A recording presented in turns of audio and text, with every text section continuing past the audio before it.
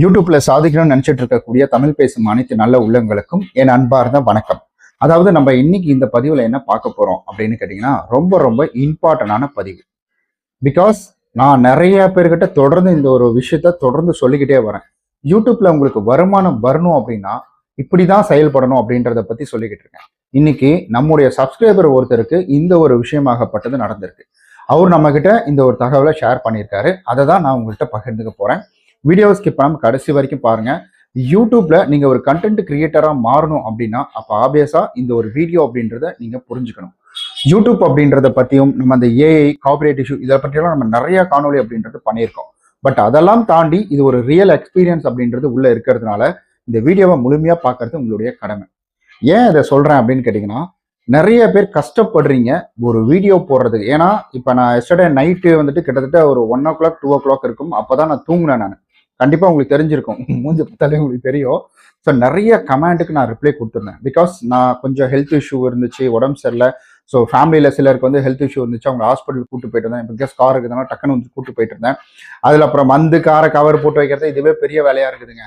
So இது அதனாலேயே வந்துட்டு என்னாச்சுன்னா எனக்கு ரொம்ப வந்து டயர்டு, ஹெல்த் இஷ்யூ இந்த மாதிரி வந்துருச்சு. அடிக்கடி தும்பல் வர்றது எல்லாமே நடந்தது. அதனால நான் என்ன பண்ணேன், நிறுத்திட்டேன். ஒரு கிட்டத்தட்ட ஒரு 1 week 10 days கிட்ட இருக்கும்னு நினைக்கிறேன். நிறுத்திட்டேன். நான் என்னால் பண்ண முடியல. ஆப்வியஸா பழைய வீடியோவில் பழைய சேனல்ல இருக்கிறது எல்லாமே அந்த சேனல்ல இருக்கிறது வீடியோஸ் ஆல்ரெடி நான் வந்து பேக்கப் எடுத்து வச்சிருந்தேன். அது அப்படியே போய்கிட்டு இருந்துச்சு. அதுலயும் ரிப்ளை அப்படின்றது கொடுத்துருக்க மாட்டேன்.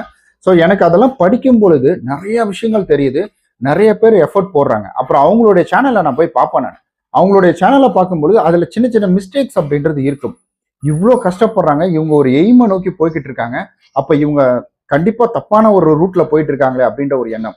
நான் உங்களுடைய உழைப்பையோ உங்களுடைய நேரத்தையோ நான் வந்துட்டு குத்தம் சொல்லவே கிடையாதுங்க.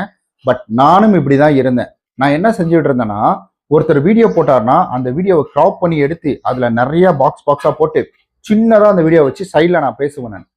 ஸோ இந்த இடத்துல YouTube algorithm day by day வந்து பயங்கர ஸ்மார்ட்டா மாறிக்கிட்டு வருதுங்க.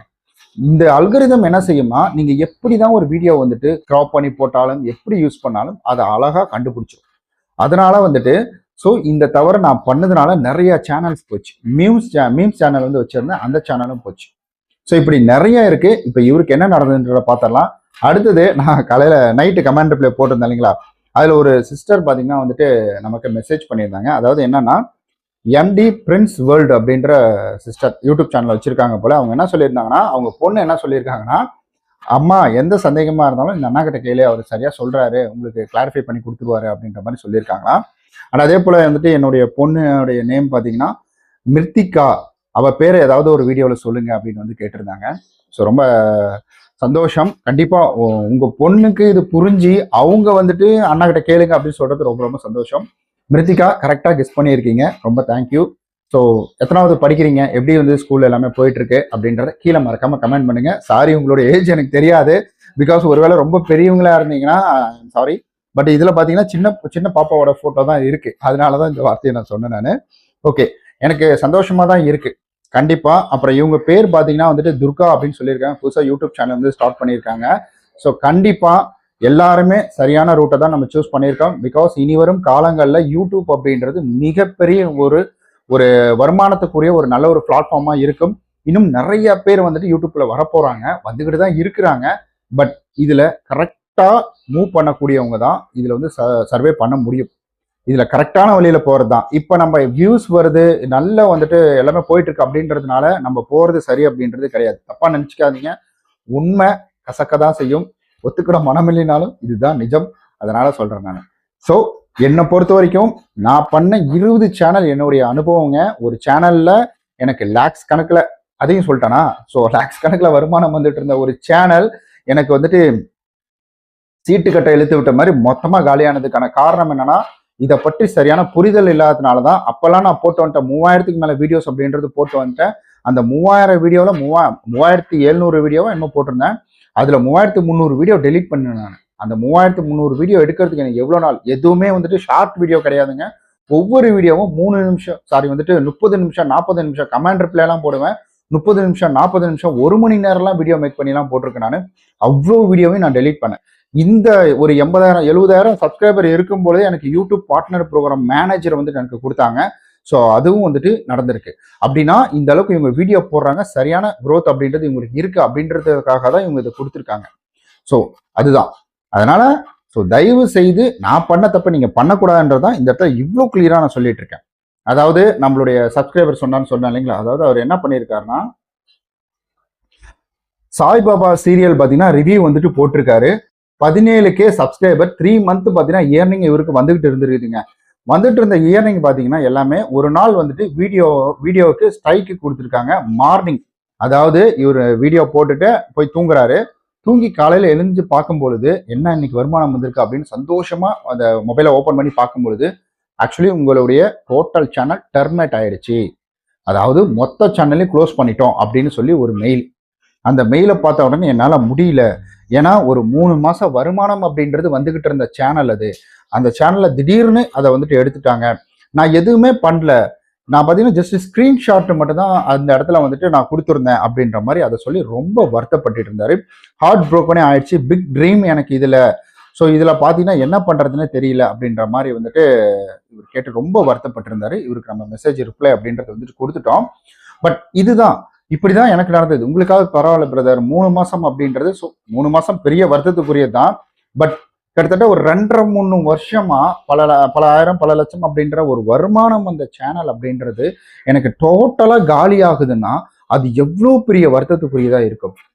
அந்த சேனல்ல அவ்வளோ வருமானம் வந்துட்டு இருந்தது. சின்ன தப்பு, இப்ப நீங்க பண்ண மாதிரி ஒரு சின்ன ஒரு மிஸ்டேக் அப்படின்றதுனால டோட்டல் கொலாப்ஸ்ட், டோட்டலா முடிஞ்சிருச்சு அந்த சேனல் அப்படின்றது.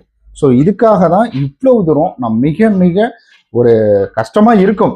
ஏன்னா இந்த மாதிரி போட்டா யார் வீடியோ பார்க்க போறா, என்னடா இவன் எப்பப்பா நெகட்டிவா பேசிட்டு இருக்கான் அப்படின்ற மாதிரி யாரும் வீடியோ கூட பார்க்க மாட்டாங்க. எனக்கு என்னன்னா நம்ம சேனல்ல பாக்குற அந்த 4-5 அக்காங்கள் பார்த்துட்டு இருக்கீங்க, ஒரு 10-15 சிஸ்டர் பார்த்துட்டு இருக்காங்க. அவங்க தொடர்ந்து எனக்கு மெசேஜ் பண்ணாங்க. சொல்றேன், அது ஒரு நாளைக்கு வந்துட்டு 4000 வியூஸ் போகுது.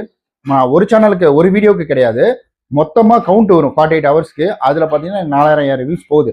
எனக்கு அது போதும். எனக்கு தொடர்ந்து எனக்கு ரெகுலரா ரிட்டர்ன் ஆடியன்ஸா என்னுடைய வந்துட்டு சிஸ்டருங்க வந்துட்டு இருக்காங்க, என்னுடைய பிரதர்ஸ் வந்துட்டு இருக்காங்க, இந்த குட்டி பாப்பா இவங்கெல்லாம் மெசேஜ் பண்ணியிருக்காங்க. ஓகே, இந்த மாதிரி வந்துட்டு ஸோ நிறைய பேர் எனக்கு மெசேஜ் பண்றீங்க. இதுவே எனக்கு போதும். எனக்கு இவங்களுக்கு இது புரியுது, நான் பேசக்கூடிய விஷயம் புரியுது அப்படின்றது அதுவே எனக்கு மிகப்பெரிய ஒரு சந்தோஷம் தான். அதுக்காக தான் சொல்றேன், வீடியோ பண்ணுங்க, தாராளமா பண்ணுங்க. உங்களுடைய ஓனை மட்டும் உள்ள கொண்டு வாங்க. என் வீடியோ யாரு பாப்பா அப்படின்லாம் நினைக்காதீங்க. என் வாய்ஸ் எல்லாம் யாரு கேட்பாங்கன்னு சொல்லி நான் ரூம்குள்ள கதவை சாத்திட்டு இருக்கிற எல்லாத்தையும் வெளியே அனுப்பி விட்டுருவாங்க. லாக்டவுன் டைம்ல எல்லாத்தையும் வெளியே போங்க துரத்தி விட்டுட்டு அப்படியே வந்து பொறுமையா யாராவது பாக்குறாங்களா அப்படின்ற மாதிரி பொறுமையா வந்து ரெக்கார்ட் பண்ணிலாம் வீடியோ போட்டிருக்கேன். ஸோ அப்படிலாம் நினைக்காதீங்க. இங்க வந்துட்டு விஜய் சேதுபதியே சொல்லியிருக்கிறார், என் வாய்ஸ் எல்லாம் யாரு கேட்பா அப்படின்னு சொன்னா, இப்ப விஜய் சேதுபதி வாய்ஸ்லாம் ஒரு யூனிக்கான வாய்ஸ் அப்படின்ற மாதிரி மாறி போச்சு.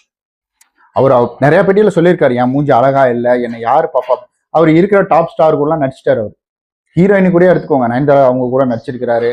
அதுக்கப்புறம் வந்துட்டு பாலிவுட்லாம் போயிட்டாரு. பாலிவுட்ல போயிட்டு கட்ரினா கைஃப் இவங்க கூடலாம் நிறைய பேர் கூட நடிச்சிருக்காரு. ஸோ பார்த்துக்கோங்க, இது எதுவுமே வந்துட்டு ஒரு மனுஷனுக்கு வாய்ஸ் குறை அதெல்லாம் கிடையாதுங்க. உங்களுக்கு என்ன வருதோ அதை பேசுங்க. பிக் பாஸ்ல கூட ஒரு சிஸ்டர், ஒரு கண்டஸ்டன்ட் ஒன்று இருப்பாங்க. அவங்க வாய்ஸ் பார்த்தீங்கன்னா கட்ட குரல்ல வரும். ஒரு லேடிஸ் வாய்ஸ் மாதிரியே இருக்காது, ஒரு தொண்டை கட்டின மாதிரியே பேசிட்டு இருப்பாங்க. அது இப்போ ஃபேமஸ், அவங்க இப்போ ஃபேமஸ். அது எனக்கு அவங்க வாய்ஸ் பிடிக்கும், எனக்கு ரொம்ப பிடிக்கும். எனக்கு அதை கேட்டு இவங்க வாய்ஸ்க்காகவே இவங்க பேசுறது அந்த இதெல்லாம் கேட்டுட்டு இருப்பேன். நல்லா இருக்கும். அது அவங்களை கிண்டல் பண்ற மாதிரி கிடையாது, அது நல்லா இருக்கும். அதனால உங்களுடைய ஓன் வாய்ஸ் போடுங்க, ஃபேஸ் காட்டுங்க. இங்க கிரிட்டிசைஸ் பண்றவங்க, இங்க கலாய்க்கிறவங்க கலாய்ச்சிட்டு தான் இருப்பான். அவன் அந்த இடத்துல நின்றுட்டு இருப்பான். ஏன்னா என் ஃபேமிலியிலே என்ன ஒருத்தர் சொன்னான். அதாவது என்னன்னா, ஒரு தேங்காயை வச்சு ஒரு வீடியோ ஒன்று போட்டேன் இன்ஸ்டாகிராம்ல என்னோட சேனல்ல தான். என்ன இவருல தேங்காயை வச்சு வீடியோ போடுறாரு, என்ன வந்துட்டு சும்மா இந்த இது அப்ளிகேஷன் சொல்லிட்டு இருக்காருன்னு சொன்னாங்க. அதெல்லாம் வந்ததுனால தான் என் லைஃப் அப்படின்றது மாறிச்சு. சொன்னவங்க இன்னும் அதே இடத்துல தான் இருக்கிறாங்க. பட் நான் தான் அதை தாண்டி வந்திருக்கேன்.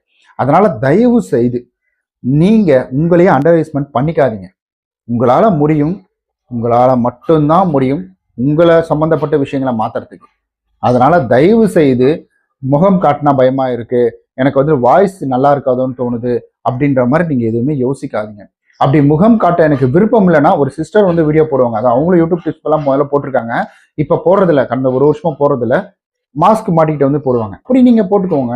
இல்ல வந்து மாஸ்க் மட்டுமாவது போட்டுக்கோங்க. இன்ஸ்டாகிராம்ல ஒரு சிலர்லாம் மாஸ்க் மட்டும் போட்டுட்டுலாம் பேசுறாங்க, சிஸ்டர்லாம் பேசிட்டு இருக்காங்க. அதனால இந்த மாதிரி நீங்க பண்ணிக்கோங்க. அப்படி முகம் காட்ட விரும்பலையா, நீங்க வந்துட்டு வீடியோ வந்து ஃபேஸ் காட்டி வீடியோ பண்ணிடுங்க. அப்பதான் உங்களுக்கு பயம் போகும். அப்ப வீடியோவில் வந்துட்டு நீங்க எடிட் பண்ணும்பொழுது அதுல வந்து இதுல வந்து பிக்சர் ஏதாவது ஆட் பண்ணிக்கோங்க. காப்பிரைட் இல்லாத பிக்சரா நீங்க தேடி அதை வந்து ஆட் பண்ணிக்கோங்க.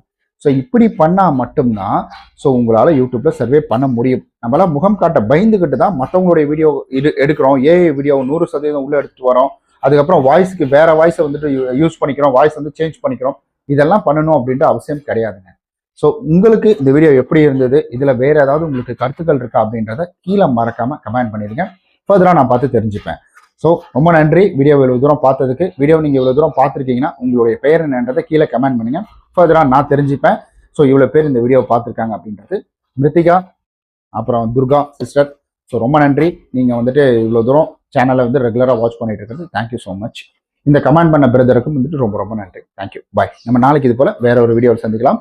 ஸோ கேஜெட் ரிலேட்டடா லிங்க் கீழே இருக்கும், உங்களுக்கு தேவைன்னா பயன்படுத்திக்கோங்க. பாய்.